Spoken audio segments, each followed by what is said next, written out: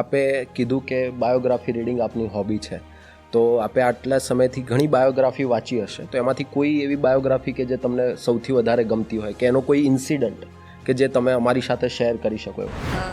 મારી all time favourite એક biography છે, જે આપણી આ ફોર્મર જે લેફ્ટનન્ટ જનરલ રહી ચૂકેલા છે KJS ઢિલ્લન સર, એમની બાયોગ્રાફી છે.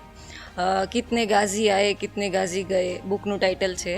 એ મારી સૌથી વધારે ફેવરિટ બાયોગ્રાફી છે, અને આ એક એનેક્ડોટ છે એ આપણને ઇન્સ્પિરેશન આપે એવા છે, કારણ કે એ આર્મી બેકગ્રાઉન્ડ ધરાવે છે, અને પર્સનલ લાઈફ અને પ્રોફેશનલ લાઈફમાં કેવા સિદ્ધાંતો હોવા જોઈએ, કેવા મૂલ્યો સાથે લોકોએ જીવવું, એના વિશે એમણે લખેલું છે.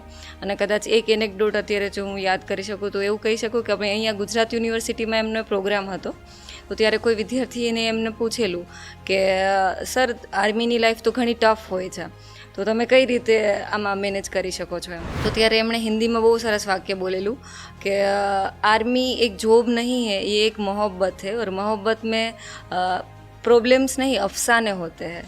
તો તમે કઈ રીતે વસ્તુને લો છો એ કામ આવશે. નિષ્ફળતા મળી, પણ એ નિષ્ફળતામાંથી તમે કઈ રીતે શીખવો, તમારું ચારિત્ર્ય કઈ રીતે ખીલે છે એમાંથી, એ ઇમ્પોર્ટન્ટ છે. તો બાયોગ્રાફીમાંથી એ વસ્તુ મને શીખવા મળી છે.